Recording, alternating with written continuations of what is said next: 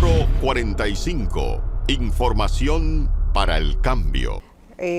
Doctora, dejamos una pregunta en el aire que para mí es sumamente importante porque todos hemos perdido a alguien y uno, si se quiere, uno está como en ese estado de negación, lo digo a partir de mi experiencia que he perdido compañeros de trabajo. Si tú no quieres ni siquiera volver al lugar donde esa persona ya no está, porque tú quisieras creer, como conectar, que eso no ha pasado.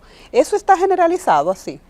Bueno, sí, se ha visto mucho, tanto en el estado laboral como también en la familia y en lo que es el círculo cercano de cualquier persona.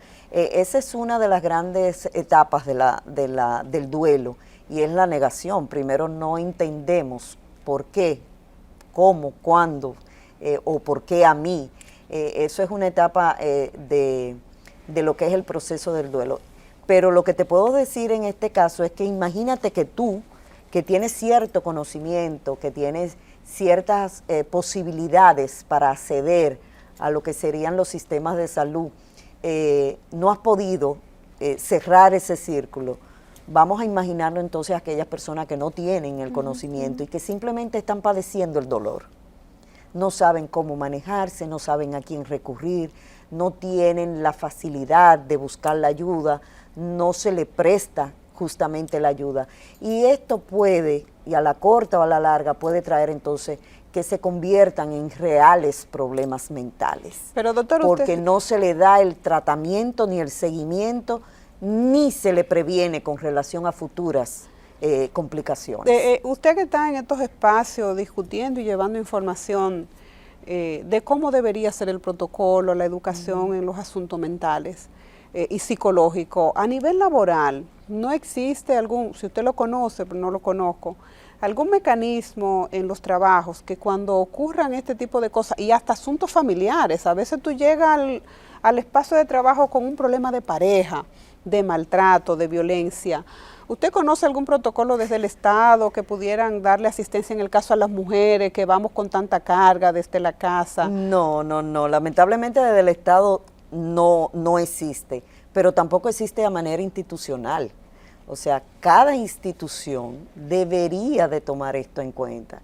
Y en cada institución debería de haber un departamento, no de recursos humanos, porque son dos cosas diferentes, sino un departamento de salud mental, para que traten ese tipo de cosas. Porque las personas que tratan lo que es recursos humanos son los psicólogos organizacionales.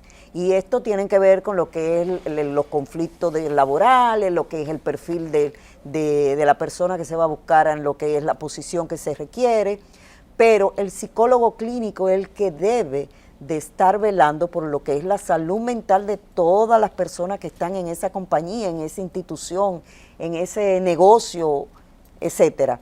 Es el psicólogo clínico. Entonces, debería de haber un departamento de salud mental para este tipo de conflictos que se puedan presentar, tanto externo como interno. O cualquier persona que pueda debutar con cualquier tipo de trastorno mental. ¿Usted conoce a propósito de los trastornos que están padeciendo nuestros niños, ansiedad, muchas veces maltrato, violencia en el hogar, más este asunto de la pandemia que también los obliga a ellos a entender un mundo que ellos no entienden? Exactamente. Y se está hablando ya de la apertura a nivel de las clases presenciales. ¿Usted conoce algún protocolo dentro de los planteles para poder, a esos niños que no tienen esa confianza dentro del hogar o que no quisieran decirle a sus padres que le echan de menos a su abuelo, a su tío, que se fue antes de tiempo, ellos no entienden cuál es el proceso, que también es una parte sumamente importante? Sí. No, mira, eso es una gran debilidad que nosotros tenemos en el sistema de educación. La mayoría, déjame darte el dato, la mayoría de los psicólogos pertenecen al sistema de educación, porque el sistema de educación le garantiza una posición, una estabilidad, un sueldo, un seguro médico, etcétera. No es lo mismo el sistema de salud. Usted tiene que trabajar en un departamento X, de un hospital X, entonces no hay esa facilidad para tú conseguir ese tipo de trabajo. Entonces la mayoría de los psicólogos están en lo que es educación. Pero ¿qué pasa? Que en los planteles educativos, el psicólogo que trabaja en los planteles educativos no puede ser juez y parte. Entonces hay una Tiene que estar confusión, solamente para atender, porque entonces tú estarías dando hay una docencia y confusión también... en los roles de Ya. orientador y de psicólogo. Ya. El orientador no puede dar terapia, pero el psicólogo no puede ser orientador, son dos cosas diferentes. Entonces se supone que en cada plantel educativo debe de haber un orientador y un psicólogo, pero por cuestiones de intereses, ¿verdad?, económico, en cada plantel hay un orientador o hay un psicólogo que hace el papel de todo. Debería de haber uno de cada uno, porque son funciones diferentes, Distintas. son acciones diferentes y se dedican a diferentes cosas dentro del mismo plantel. Entonces, el psicólogo que está trabajando en el centro educativo, por lo regular no puede dar terapia. Entonces hay que referirlo a otro psicólogo que esté fuera del plantel. Entonces, en esto se pierde mucho lo que es esa prevención, se pierde mucho lo que es ese seguimiento, se pierde mucho lo que es ese contacto, esa empatía que se pueda dar, ese rapport que se pueda dar entre el paciente y el psicólogo. En este caso, entre el niño y el psicólogo. Para un niño es muchísimo más fácil acercarse al psicólogo del colegio que acercarse a una persona que no conoce. A esta persona por lo menos lo ve diario, lo puede tratar, puede ir en cualquier momento. Pero también esta persona debería de estar en la capacidad de poder ayudar a la familia y poder detectar a tiempo cualquier tipo de cosas que puedan surgir, de comportamiento, de dolor en el caso del duelo, de maltrato, o sea, todo esto, o de aprendizaje también, o sea, todo esto se puede detectar el psicólogo de la escuela. Sí, el psicólogo de la escuela a la gente le resta mucha importancia. Claro, claro. A nivel hasta de la sexualidad, que se dan tanto trastorno en esa etapa tan difícil de los niños. Sobre todo en la etapa de los adolescentes, que es una etapa que es justamente eso lo que dice la palabra, adolecer. Entonces el adolescente adolece de lo que es criterio, pensamiento crítico y todo esto, necesita guía. Entonces, si no la tienen en casa, tampoco la pueden tener en el colegio. Y ese debería de ser el rol del psicólogo dentro del plantel educativo. Doctora, hay muchos prejuicios con relación a las personas a ir a donde un psicólogo. Ya no, ¿verdad? No, todavía existe. Todavía existe, incluso todavía se oye muchas personas que dicen, si voy al psicólogo, y lo digo, lo expreso, no, porque yo tengo hoy cita con mi terapeuta. Ah, pues tú estás loco. Sí. O sea, todavía existe ese estigma, todavía existe esa consideración de creer que el que va al psicólogo es porque está loco. Todavía hay cierto recelo con eso. Sin embargo, es todo lo contrario, porque el psicólogo no trata patologías. Eso es una función del psiquiatra. El psiquiatra es el que medica. Por lo tanto, cuando se va al psiquiatra, ya hay una patología que tiene que usarse tratamiento farmacológico obligatoriamente para poder nivelar y para poder regular lo que es a la persona. Si tú vas al psicólogo, es una persona con la cual tú vas a hablar y esta persona te va a dar técnica, te va a dar herramientas para que tú puedas afrontar de la mejor manera posible cualquier situación que se te pueda presentar, que está desbordando tu capacidad de afrontamiento, pero eso no significa que tú tienes un problema mental. Que tú tienes una condición que te puede excluir como una persona distinta. Claro. Mira, yo conozco países donde el psicólogo es tan importante como un cardiólogo, una ginecóloga. Es más, le dan tanta importancia a este profesional que tienen por familia un psicólogo, aunque sea para ir a hablar. Tú no tienes que tener una condición porque hay tantas situaciones tan íntima, o sea, tan de la persona, que tú no se la dices a nadie, y que posiblemente cuando te sientes en esa silla con las herramientas que tiene ese profesional, te ayude, de hecho, hasta identificar cosas que tú mismo no sabes que tienes. Y en eso es que tenemos nosotros que enfocarnos, para poder por lo menos dentro de 10 años decir que tenemos una salud mental. Y estamos trabajando para eso. Ahí es que está el problema. Ahí es que está el problema.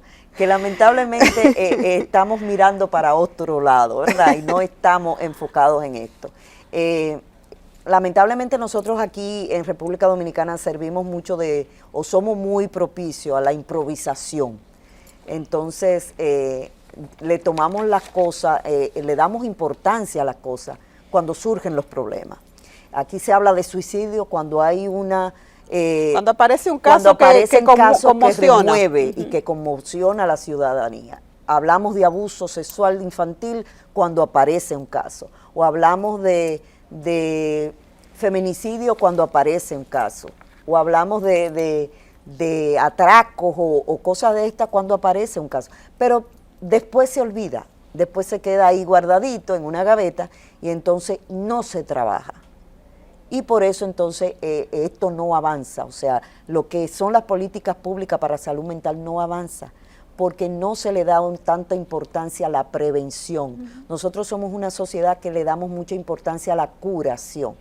Y entonces el sistema de salud está dirigido a curar enfermedades, no está dirigido a prevenir enfermedades. Y no sale más barato prevenir que... Debería de salir muchísimo más barato, claro que sí, porque no estamos hablando de campaña publicitaria, estamos hablando que dentro de las escuelas se dé este tipo de información, que las personas o los docentes estén enterados de este tipo de cosas, para que puedan identificar cualquier situación, pero no.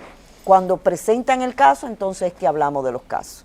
Doctora, el trastorno de bipolaridad todavía no es muy asimilado en un segmento de la población, o sea, de la sociedad.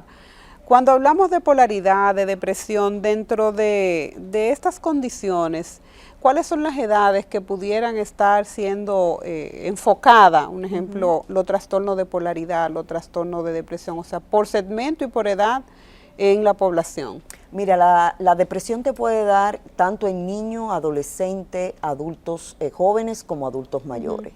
Ahí no hay una edad, porque todo va a depender de la persona, de la situación, de la vivencia, de la experiencia.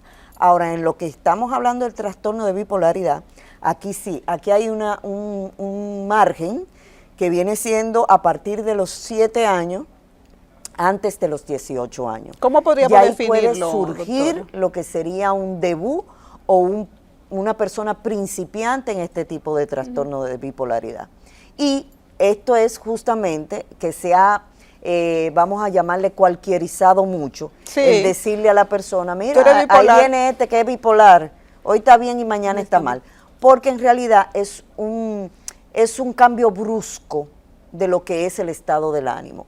Hay un estado que es maníaco, donde las personas están muy eufóricas, se ríen, brincan, saltan y todo high, todo y de repente otro que es el depresivo, en realidad, pues entonces ya la persona está más tranquila, no quiere hacer ciertas cosas, llora por cualquier cosa. Entonces, por eso la gente le dice a una persona que pueda tener un problema, ¿verdad?, con cualquier otro, o que pueda estar enojado con otro, si hoy está bien y mañana está mal, le dicen que es bipolar. Si la gente supiera en realidad lo que sufren las personas que padecen estos tipos de trastornos, tanto la depresión como la bipolaridad, no lo tomáramos tan a la ligera, porque en realidad es muy aislante, es muy... te limita muchísimo lo que son tus relaciones interpersonales, sí, te limita en lo que es tu capacidad de afrontamiento, te limita en lo que es tu capacidad de socialización, entonces no es. Y te afecta laboralmente, porque es que es difícil poder trabajar en la familia y también en cualquier círculo que tú puedas tener. La vida de pareja. Aparte de ya la condición biológica que puedas tener en un estado X. Pero no es tan fácil, así que, pero eso lo hacemos por falta de justamente de conocimiento, porque no conocemos cuál es la razón de estos tipos de enfermedades, porque lo tomamos tan a la ligera, porque no le damos mucha importancia, y entonces comenzamos a decirle a cualquiera que está depresivo, o que es una persona depresiva, o que es bipolar. Sin saber, porque las palabras tienen poder y de repente está tú entrando, quizás está pasando por una situación difícil que no tiene nada que ver con una con una Exactamente, enfermedad mental, pero exactamente. volvemos otra vez al tema. ¿A quién acude esa persona que está pasando por una situación difícil y no encuentra a quién ir para que le dé las herramientas? Porque en todo esto también, y nos vamos a ir a una pausa para que hablemos un poquito, doctora, sobre este tema. ¿A quién acudir cuando tú tienes una condición? Porque también donde tú vas hace la diferencia entre tú poder salir de la situación Claro. o quedarte en ella. Exactamente. Vamos a una pausa, Foro 45, pausa comercial.